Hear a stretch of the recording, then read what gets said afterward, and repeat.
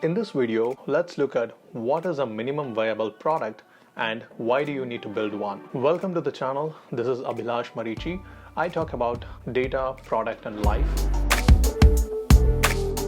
Eric Ries, the author of one of the most famous book, Lean Startup, defines MVP as the version of a new product which allows a team to collect the maximum amount of validated learning about customers with the least effort. So in short, what that means is build your product with minimum investment and minimum time and take that to the market as early as possible so that you will get a feel of how people would react to your product. This will also help you to validate or invalidate your hypothesis about the product's success or failure in the future. So this is very important because instead of spending a lot of time building the entire product, you can actually build the core feature of the product and take it to the market, see how people are reacting to it, see if people are liking it or disliking it, see if that is a real problem, and also you can see if the solution which you're bringing to the customer is satisfying or not. So in multiple ways, this minimum viable product will help you to avoid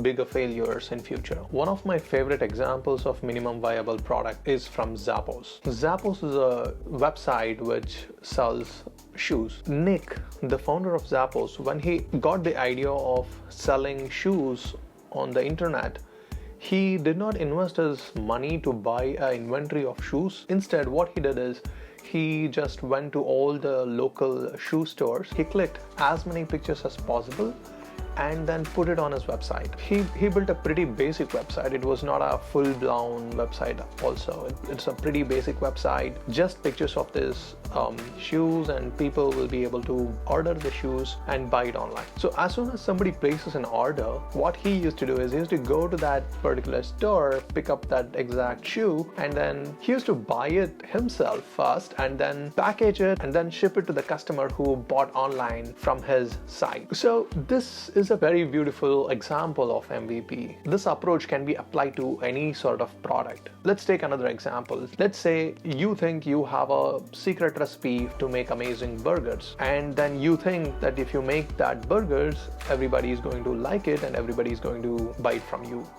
But instead of investing in a real estate to build your bakery, and instead of spending your time and money, what you can do is you can just make few burgers, take it to the street and just try and sell it. See if people are going to like the taste. Take feedback from them. If people are buying, ask them what they like in your burger.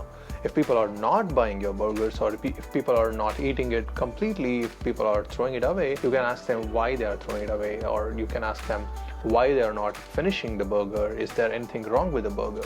So in a way, you can validate your hypothesis of your burger being great. You can validate your secret recipe, and that would be a minimum viable product for your bakery business. With my personal experience, I can say building an MVP will help you in these three ways. One, it helps you to validate your idea faster. In the MVP, you're going to build only the core product. You're not going to invest your time on all the bells and whistles. You're just going to solve that one core problem and then see what is the result and see if product is going to be successful or not. So building this one core feature should take less time compared to building an entire product. In this way, you can validate your idea faster, and if the idea is really going in a different direction, and if you think that your idea is not going to solve, or it can give you a sense whether your product is going to be successful or not.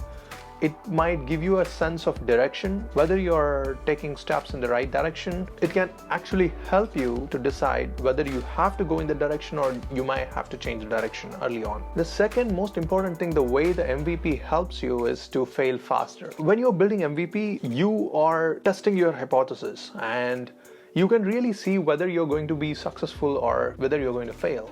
And if you're failing, you're hurting yourself less. Your team is going to spend less time and less effort. When you take the product to the market with the mindset of experimentation, you are okay to fail. Instead, if you build an entire product, spend all your time, and you hope that it's going to be successful, and when you take it to the market, if it goes the other way, then it's going to hurt you a lot. So it's always good that you take the small steps initially and then test out things early on so that you hurt yourself less. The third most important thing of building an MVP is it keeps your team motivated. Just imagine a team building a product for one entire year, and at the end of the year, the team gets to know that your product is not really taking off and then nobody is using the product. The team is going to be demotivated. So instead, you get the team on board with the idea of experimentation. Tell them this 1 month, we are going to build this one feature and then test it out. Let's see what happens in the market. Based on that, we are going to change the direction. So in this way, you can keep the team motivated to build features which will give positive results in the experiment you do in the market. In that way, you can keep your team motivated. And that's very important.